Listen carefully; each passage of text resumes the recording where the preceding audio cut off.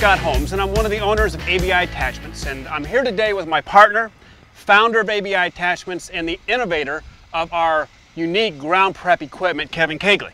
At ABI, we know that there's a lot of market confusion and probably market apathy when it comes to attachments, especially for the skid steer. How are you to know which ones to buy and which ones really make a difference in your business? The main reason that we know that our ABI attachments will make a difference in your business is because Kevin is one of the largest seating contractors in the Midwest and has done millions of dollars in seating projects throughout the years. And at the end of the day, you have to ask yourself, so what when it comes to the pieces of equipment that you purchase? How does it make a difference? Why should you invest your time and money? And how's it going to affect your bottom line? So, Kevin, we're here today. We're talking about the SR3, which is a product that you have patent pendings on, and a product that has been long in the development and is very effective for your business. I guess the question for the contractor is, so what? Why should they take a look at the SR3? The SR3 has changed our business. We are now able to take on jobs that nobody else wants. Take this steep banks, for instance, around us. A contractor had won this job and was unable to get up and down the slopes with his equipment. We were able to accomplish that with the SR3. It's opening up doors that we're able to do that other people can't. All right, so are there not other attachments for skid steers that would allow you to get up and down these banks? Why the SR3? The SR3 can move soil around, okay? We're able to, actually there's several features to the SR3 that separates it from everything else in the market. First of all, we can rip the soil 6-7 inches deep, just with a quick hydraulic from your fingertips. Okay. And all of a sudden you're going from moving dirt to ripping dirt deep. Secondly, we can move soil around. We have after we've ripped it down deep and we have all this loose soil, very easily we can push as much as 2 yards at a time, pushing forwards with the SR3. It's going to loosen the soil, it's going to level the soils, finish the soil. We have designed wheels on this attachment. Okay. And what this allows you, like no other tool that I know of, is you can put this skid steer in a float position, meaning that the arms are just limp. Now the full control of the tool is just a one pedal or one hand control operation. All we're doing is changing the tilt. So as you're going forward and the tool is resting on the wheels, if you tilt it forward, it goes into the ground, but it only grabs as much as the wheel will allow. And as you tilt it back, material is released, and so you're allowing material to come back and fill in the hole. Right, so literally as you're going up and down the inclines or tough areas, you're able just with one pedal or one control change whether you're ripping, raking, or releasing, or releasing the material. Yes. Wow. All right, so I don't know any other tool that can do that that's on the market. Another huge factor to this is that you're using the tool in both directions. You can push soil up, nice loose soil up to some edges, so that makes it easy for your hand workers to work the edges, and then actually pull off the extra soil and pull it back and do a nice finished grade with it. That is super significant, okay, because in comparison to other contractors, which will bring maybe 3 or 4 extra men just to do a lot of hand raking on the job sites, we're not required to do that because we let the equipment do that hand working for us. Right. So we're able to loosen it, level it, and when we back drag it, we're pulling all the rocks off that are needed to be pulled off. There might be some small pebbles left behind, but we're a firm believer in the drill seeding process. Okay. So as opposed to just broadcasting seed out, I want to press the seed in, and when I put that seeder over it, which these are tools that we sell too, the seeders, it's going to press the seed in the ground, and you will not even see any of those small pebbles. It is surprising how quickly a new person trying to operate this tool will master it within a day. Well, there's a so what answer right there. I mean, you get new equipment and you've got a learning curve, and you've got employees that maybe can or cannot get the concept of how to use this equipment. You're saying pretty easy to figure this one out. Very easy to figure it out. Yeah. The design of the SR3 is tank tough. We use 4-inch I-beam and 1/2-inch angle iron. I don't know of another tool out there other than the TR3 that's built as strong. This frame is not going to bend on you. So I mean, you cannot hurt this tool. So if you hit an immovable object, a piece of concrete under the surface, a curb, you're not going to bend your tool or break your attachment. The worst thing that could happen is possibly a finish comb could possibly break off the bolt and then just replace the bolt. All right, well that's easy enough. Yeah. You know, we've talked about up and down the hills and the hard places and the loosening and the raking, but we really haven't told the contractors exactly how that's accomplished with the SR3. Okay. And I know that there's basically 3 contact points. I mean, that's why it's SR3, skid steer, rake, 3 tools in 1. I know we've got a grading blade. I know we've got ripping and scarifying teeth, and we have a comb. Kind of talk us through how you use that on a daily basis in your job sites. One of the first things you're going to notice is this has a lot of similar characteristics to the TR3, which is a proven rake for 20 years. Yeah, we've sold thousands in the landscape market. Right. Okay. The one feature that we've been years in developing, I have longed to try to have a TR3 for skid steer and have not been satisfied for 8 years in the development. Okay. We have finally perfected it. All right. One of the biggest breakthroughs we have is that on the floating drag bar, we have a pivoting rock tooth blade. All right. So that the significance of this is as you're going forward, that pivots out of the way and there's no resistance. So all your contact point is that front comb action to allow you to penetrate in the ground, and that floating drag bar is basically becoming limp. But when you go backwards? When you go backwards, it kicks in, it grabs, and now you're going backwards and you have a floating drag blade, so it's following the contour of the ground. Right. But it's also catching rocks with its sifting action, pulling the rocks back to a spoil pile. Great, and if I'm not mistaken, if you wanted that to be rigid, if you wanted to pull back a lot of material, you could lock that blade down. You can lock it down. Some of the reasons you might want to lock it down is if you're doing a driveway and you want to compact it hard. Right. You would take on characteristics of a land box, because a land box would be rigid and therefore it would actually firm it up. But we don't want that quality on a seed bed. We want to be able to pull the rocks off without firming it up. Right. So that's why this is far superior to any land box. So if I understand kind of the dynamics of the skid steer and the tool together, if you're on a job site like this where you have an incline, or if you've got contour land, maybe like a golf course that you're wanting to do a job with, you can put the skid steer in float, the arms in float, and then with a floating drag bar, you're literally just following the contour and following the grade you want. Yes. And yet you're pulling rocks off and you're raking and you're preparing for seed. All that is absolutely correct. Yeah. And that's unlike some other tools that have contact points that are separated by maybe a couple feet, where they're maybe doing leveling or loosening in one point and leveling in the other. If you would take that over a contour, you're going to start to erase your contours. You're going to gouge out the top and fill in the bottom. Yeah. And that's not what you want to do in a landscape situation. Right. And I know through the years you've told me, as I've tried to, or as I've wanted you to put a TR3 on a skid steer, you said, but I can't see anything. Yeah. And I know one of the things that you've done with this SR3 is you perfected the vision. Yes. Talk about that with me. How does that work, and what are you trying to see, and why is it important to see it? Well, from the seat of the skid steer, you can see the comb action. So it's important that you can push soil up to a concrete edge and then actually tip it up, still using our float position, and pull back the excess soil from that edge and leaving just a little bit of handwork, if hardly any, to finish it off. Well, this is really the big brother of your original invention. The tool that you had the patent on 25 years ago, a product called the Eliminator, which your name is still on the patent itself. That's right. We don't own that anymore, but you still have your name on the patent. And there's been tens of thousands of those sold throughout the country. That's true. And this is really the evolution of that tool. Yes. And if I'm not mistaken, we also have some lower versions of this that kind of compete now with the Eliminator, if that's a good way of putting it. So you can start at maybe the Eliminator price point and work your way up to the SR3. So I think we call it the SR1, SR2, and SR3. That's correct. All right.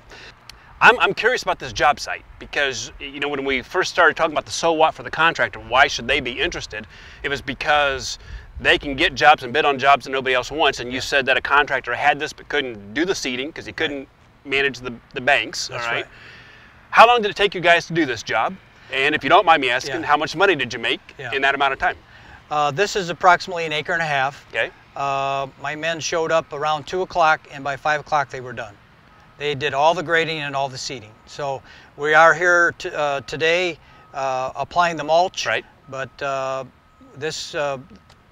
this produced, it was about a $4,000 bid. In 4 hours, basically? 3 to 4 hours. And how many pieces of equipment, how many men? Basically, we had the SR3, and we did have a tractor to do the flat area on the bottom, so we had 2 pieces of equipment working simultaneously, but just 2 laborers, 2 operators. Well, to me, that's a so what answer to the contractor, because it's all about the bottom line.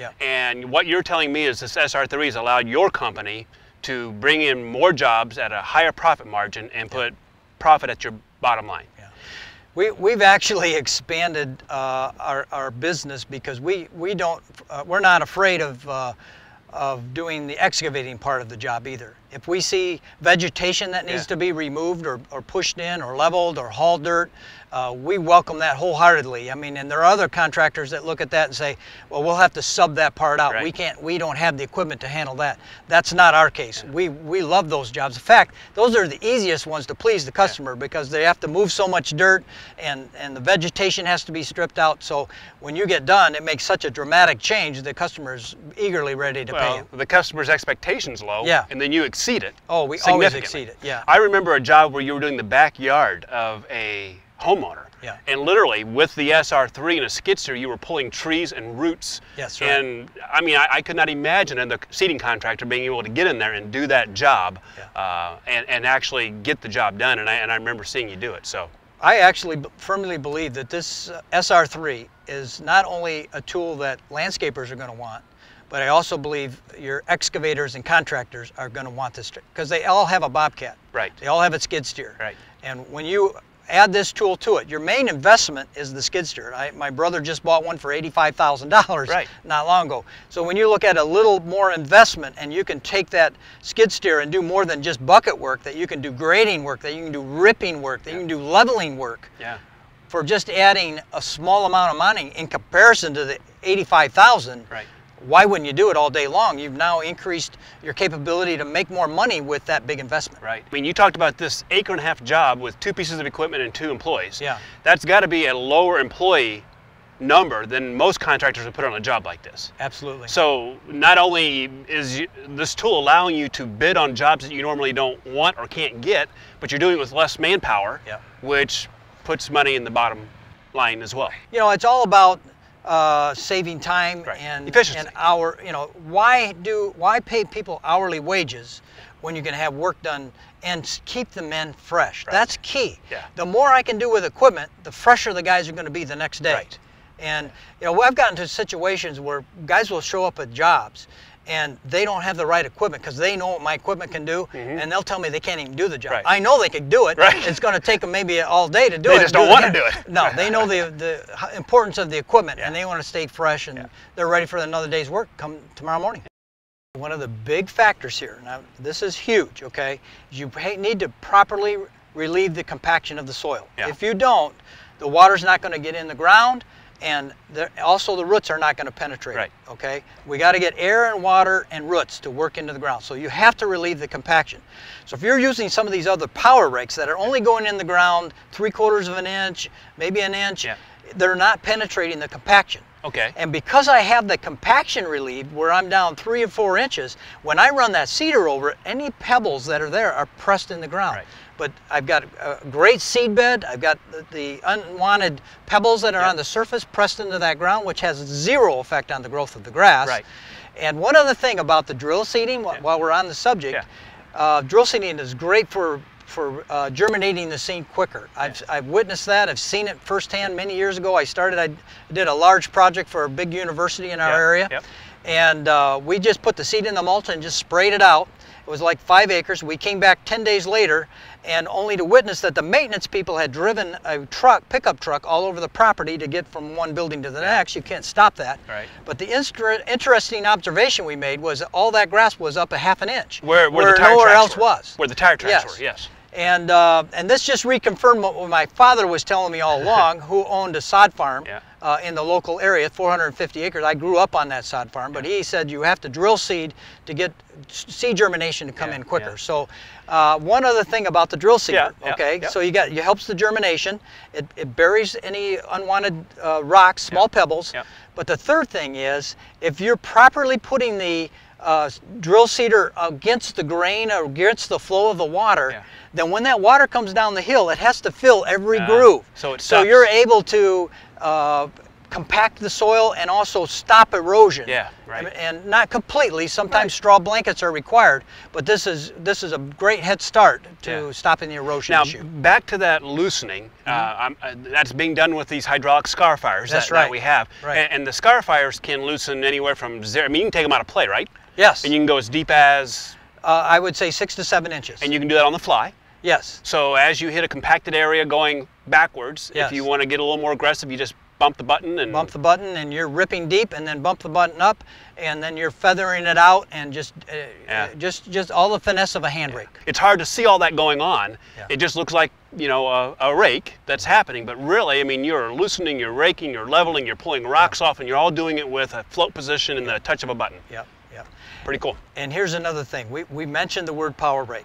My observation is it creates a dust bowl. Yeah. And if you watch most of the videos, they've had a rain recently and they're showing the tool working. Yeah. But the reality is, I've been out in situations where it's 90 degrees, it hasn't rained in weeks, and I'm out there with something whipping, and I've got that whipping action and it's creating a dust bowl. The SR3, and I'm not saying it's not dusty, but we're not whipping the soil, creating more dust action. Right. Now, we do own power rakes, yes, and we sell power rakes, yes, and there's a proper place to use them, but I don't use them in every application. I only use them when I have an excessive amount of rocks where we've pulled as many off as we can to the SR3, but there is a time, it doesn't happen, maybe 1 in 20 jobs, that I feel I need to go an extra step. Yeah. Maybe it's a requirement by the specifications or whatever, that I will run this over it one more time. But I have peace of mind knowing I do have the compaction relieved, and I do have the levelness, and I'll use everything with the SR3, and then I'll take the power rake over it just as a final dressing. So people that have them, keep your power rakes, okay? There'll be an occasion you'll need them, but you will gradually switch over to the SR3, and this will be your tool that you're going to use every time, and then selectively use the power rakes. Right, yeah, excellent. So Kevin, I have a question. Explain to me the difference between the compaction relief from a power rake and the compaction relief from the SR3. What's the difference and why does it matter? Well, your power rake is basically a roller with steel nubs on it that are approximately 1 inch to 1.5 inches. Okay, so as these nubs go around, it loosens the soil no deeper than the depth of the nub, which is 1 inch, 1.5 inches. Okay. Yes, you can push a little bit of soil or with it. I understand that, and maybe pull it back, but not near to the degree we can do with the SR3. But the significance of removing the compaction is you're looking at 1.5 inches versus 6 to 7 inches with the SR3. You don't always have to go 6 or 7 for a seed bed. No. What is the maximum? What is the ideal? Let's put it that way. Ideal, I think 3 to 4, because unfortunately there's a lot of utilities and sprinkler lines that we all know that if you start going more than 4 inches, you're going to start getting into that. But if that's been a site that's been there a long time and they've had wet conditions and the heavy equipment has driven over it, then you need to try to get down there even deeper than 4 inches, maybe even to the 6. Yeah, and because that does what then for the process?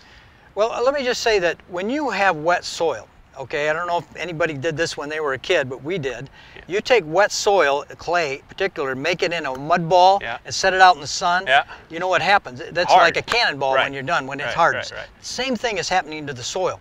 Okay, so you have wet soil and you compact it, take the air out of it, squish the air out of it. When it dries, it's hard as concrete. So it's like trying to grow grass. It's a pretty simple principle, trying to grow grass on concrete. It doesn't work. There's nowhere for the root system to go. That's right, or the water to penetrate. There'll be a hard pan there and the water won't penetrate. And people wonder, well, why isn't the grass growing?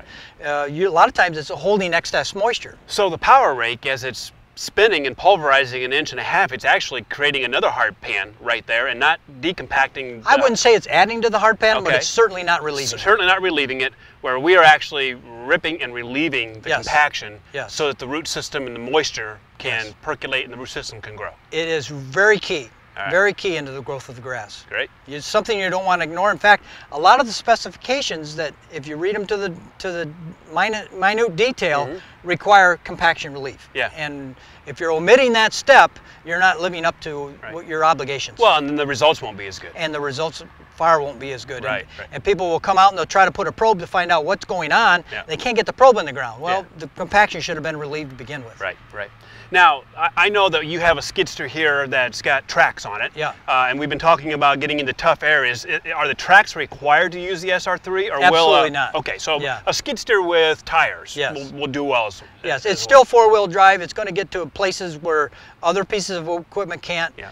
But my preference, if I was buying a new piece of equipment, you can't beat the track bobcats nowadays, because they will push more soil. They'll go up and down more inclines. You can go on steeper banks. Again, our slogan, when the tough job, you want to be able to do all the tough jobs. But that people don't want to do. But having wheels doesn't eliminate the use of the SR3. No. Kevin, one of the things I noticed when I happen to come out to your job sites and I'm watching you guys do your work with the SR3 is that it looks like the SR3 is like the extension of your hands. That's right. They're out there and they're just pushing and pulling and just feathering out real close to sidewalks and tree lawns, and I take it that's probably a big benefit to the SR3 over maybe some other box scraper type or pulverizer type tools. Right.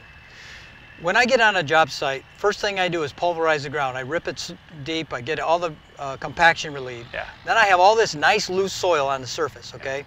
So I will take the SR3, and I want to point out one of the characteristics of the SR3 to separate it from the SR2 or the SR1 is that it has the hydraulic scarifying. Okay.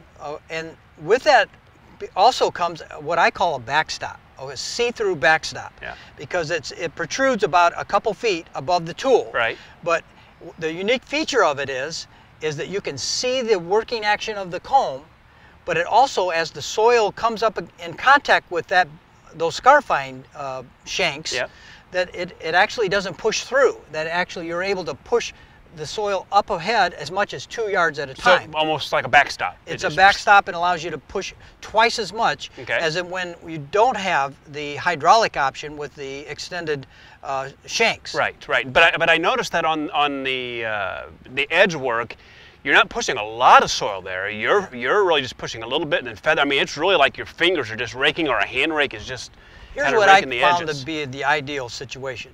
You loosen the whole project. You push up soil excess amount within 6 inches of it. Okay. Now you have this nice loose soil. If you simply have somebody with a hand flat shovel or a small rake that can just pull off some of that excess dirt right to the edge, just the amount he wants, then and he can do that as quickly as you're going around the perimeter. Right. Then when he has that all up right to the edge, then you simply come in and put the rake teeth on top of that excess soil and pull it back, and it is done. Yeah. The job's done. Yeah. And you can start if you have done your leveling in the high and low spots beforehand, then you just start pulling it off, and you can go from one end to the other. And typically, you might find this hard to believe, we can do 10 to 20,000 square feet with 2 men, one piece of equipment, in 3 to 4 hours. Wow. Yeah. And the profit margin's got to be huge when you do that.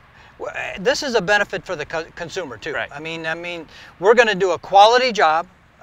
We take the extra time to do all the cleanup, but we're able to do a proper seed bed for it. And what's nice about it, we're going to be in business tomorrow, where somebody else who has excessive amount of labor, pretty soon it's going to catch up. Right.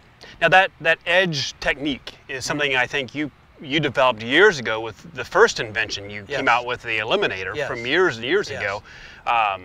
So I'm assuming that kind of technique works on our SR1 and our SR2, which are the little brothers to the SR3. Okay, the big difference is you certainly have all the bells and whistles with the SR3, and I think it's well worth the money, and I think if anybody is even thinking about the 3 of them, go for the whole shoot match, because you won't be disappointed. Right. But the SR2, one of the features it does not have the drag blade to pull the rocks off, but it has the wheels. So you can still use it in float, and you can still rock it on the wheels and control going forward. Okay. One other thing that I didn't mention, it comes to mind here. When you're pushing forward, you have the combs extending all the way out. One design feature that we put on the rake purposely was the rake finishing combs extend beyond the tires. And what this allows is, as you're pushing forward, the tires are tracking inside this new surface area you created, A new whether flat it's going area. down or going up. Yeah. So you're not getting bouncing. Yeah. You're getting a hugging of the ground, Yeah. and you're creating an upward or downward Yeah. approach by just changing the tilt. But I just want to point out that we're not bouncing on Right. whatever terrain there is. We're creating our own terrain, and we're tracking on Yeah, that. and you get that on the SR2 as You well. get that on the SR2 and the but SR3. not on the SR1. Right. Because there's no wheel system on the SR1. No wheel system. Right. But it's, I mean, if you're looking But for a bare bones price, price. you can't beat the price. Right, and it's comparable to your first invention. Yes, it with is. some improvements. The improvements are it's built stronger. It's Yeah. got I-beam and it's got half-inch angle iron on Yeah, it. yeah. And the other thing is it's a foot wider. Okay. Okay. And I think there's It's- adjustable scar fires, so you can change your depth. Adjustable. That's right. Yeah. When I say foot wider, it's 6.5 feet wide. Right. Right. Right. So that's the SR1, SR2, SR3. Yeah. And all that kind of edge work can be done with any of the three of them, but the SR3 has got all the features that we've talked about today. Yeah. Yeah. All right. Well, Kevin, thanks for giving us your time. I know you're busy. You got crews out doing lots of work, but I think this was important for the contractor to understand the answer to the so what question. You're looking at thousands of attachments. You're looking at all kinds of options in the marketplace. You're trying to put money to the bottom line, and you're trying to ask yourself, how does this impact me? You know, I teach my consultants, my sales reps, to not sell features and benefits. I mean, we can talk about loosens, levels, rakes, floating drag bar, but if it doesn't make a difference to your business, if it doesn't put money in your pocket, it's irrelevant to you. And that's how we design and that's how we sell. So if you are interested in the SR3, I strongly encourage you to contact us, talk to our senior product specialists. We've trained them to understand this business, to understand your needs, to not pressure you into sales, but to provide solutions for you so that you can put money in your pocket, which really is the ultimate answer to the so what question. So as you're looking at attachments, keep us in mind, take a close look at the SR3, study our website. We promise you, you will not be disappointed.